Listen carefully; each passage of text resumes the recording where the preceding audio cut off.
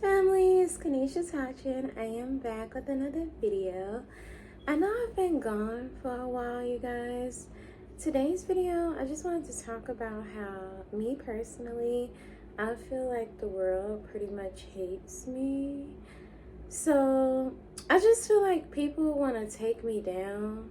They want to make me their next victim. They see me and they're like, I am going to ruin her. I don't know why. Personally, I know that I'm highly anointed. I got lots of oil put on my forehead at church when I was younger.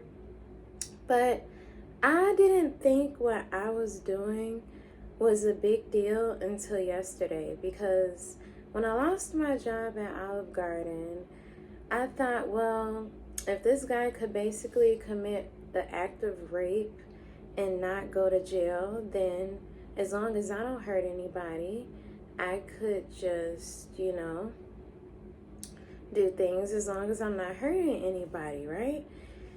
But then they were really close to me. I guess they felt like they could invade my personal space. I don't know why. They were walking really close to me, right? And I paid for my items. And then when I was leaving, the black security guard, who's really emotional, a lot of black guys are emotional, I don't know why, but he says, we finna have a meeting. He said, we finna have a meeting. And I'm just looking confused as ever, because he looking dead in my face as he says it. And the white security guard is standing next to him and he doesn't say anything. So I walk out of the store and I see a police car, and a police officer is getting out of the car. And it's the exact same police that arrested me a few months ago when I kicked the bus door. And he has a pen and notepad in his hand like he's getting ready to take down a description as he goes into the store that I was leaving. So I think I might just stay out of there. I guess I won't go back. I'm really a nervous wreck, you guys. I don't know what's being said.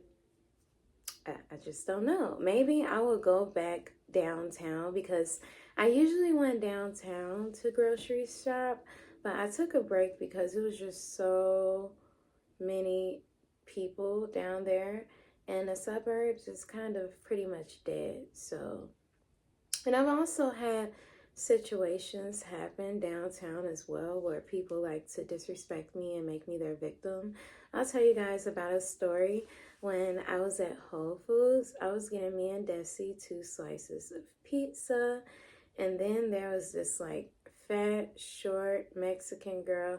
They just love to dominate those jobs like down there. They like to get those jobs and treat black people like shit. And I will tell you exactly how she did that. So I was ringing up the pizza, and she says loudly, you need to ring up 2. And I said, it is 2 on here. And she didn't say anything back. So then it came to me. You're just trying to embarrass me. What you're saying isn't even accurate. So I told her, you looking too hard. And she gets disrespectful and says, oh, whatever. And I said, whatever. I said, okay, Sandra, because I had to let her know that I knew her name. And I told her, not all black people steal.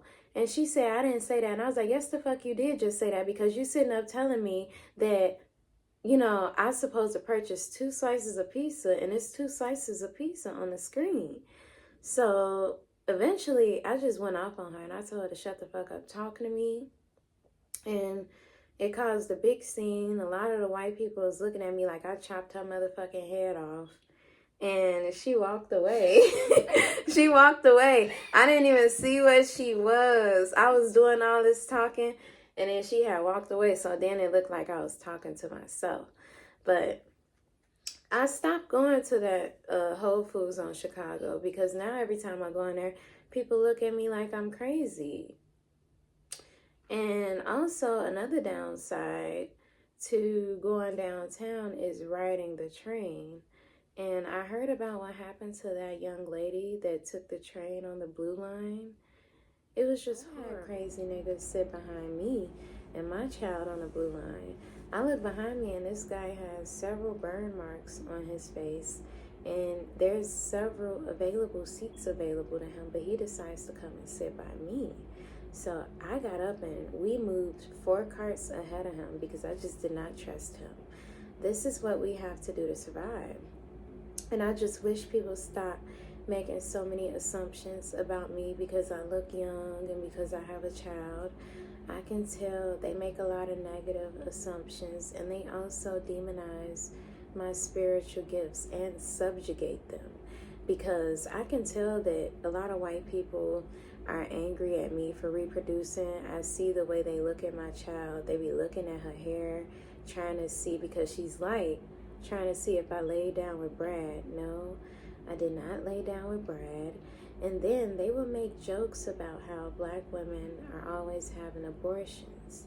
But then when we don't have an abortion and we decide to have our kids, they still have contempt.